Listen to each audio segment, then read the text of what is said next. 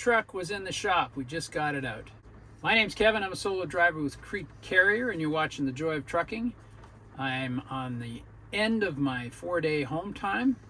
Arrived on Monday afternoon and was here early enough to let the shop know that the truck needed work. So first of all, time for the B service, and that's one thing, but I also pointed out some other stuff I'd been noticing over the last few weeks. Nothing dangerous, nothing critical, nothing that shut me down, but I did have a pick list. So here we go. Back in January, got down to minus 23 one night, and I noticed in the morning there was some power steering fluid kind of residue all around the power steering reservoir and pump. So maybe there was some expansion, contraction, something loose or whatever. I've been watching the level in the reservoir ever since, and it has not gone down. So it's not like there's a leak or something broken or a pinhole in a hose or something. I think it was just those extremely low temperatures.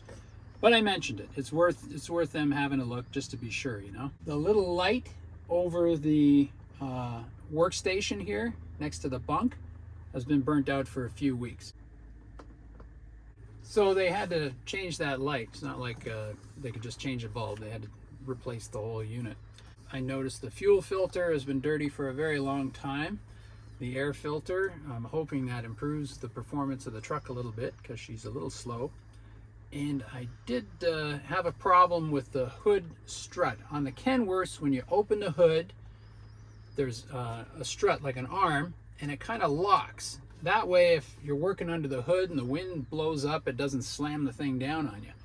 But that means every time you want to close it, you got to go to that strut, pop it up, and then close the hood. Well, on many mornings after I did my pre-trip, I tried to close the hood, and as soon as I would push on it, the thing would lock again, and I'd go around, pop it up, go back, push the hood, it would click, lock, I'd go back, pop the So I got so tired of it, I tied something around it just to hold it up all the time. You're actually disengaging a safety feature, so it's maybe not such a good idea, but that was the only way I could get it to close, period. So I did mention that, and so that had to be replaced. And most importantly, I think, I noticed some odd wear on both the steer tires. There's a little bit of cupping, there's like a little crater right on the edge of the tread, like close to the shoulder. And you just looking at it, you wouldn't really know unless you had like a flashlight shining from the side. And then you see the shadow of this little depression, and it repeats in a couple of places. Also, on both tires, there were chunks of rubber missing in a few places, which I think would have made it vulnerable to a puncture if something had hit that spot exactly, right? So I did mention that. I was a little concerned about the steer tires because I have had a blowout on a steer tire, and it's no fun at all. Yeah, and then in addition to that, the B service, every 35,000 miles, the truck goes in for servicing. Every second time, it gets a full oil change and oil filter and all that stuff. But in between, it's just basic lubrication, greasing stuff, and they do a full list, inspection list, you know, lights and electrical and tire pressure and brake systems and brake parts and on and on and on. All these things that have to be checked at regular intervals. So that's basically what it was in for this time. Like I said, I gave them the keys on Monday, and a couple of parts had to be ordered, like the strut and the light. So when I called yesterday, the strut hadn't come in yet. They were going to do it in the morning.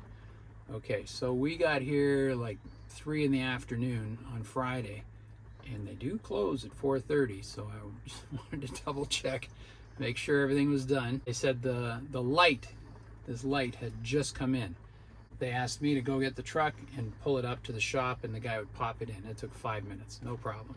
And while he was doing that, I took a little walk and looked for an empty trailer, because I do have a load. I got a plan yesterday, picking up in Lakeland, Florida, and running all the way out to Dallas. But I will need an empty trailer, and if there were none in the yard tomorrow morning, then I'd have a problem. I'd have to go somewhere else, and they'd have to find me an empty trailer, and it'd be a detour and wasted time. So I found one in the yard, very fortunate, hooked up to it, all ready to go first thing.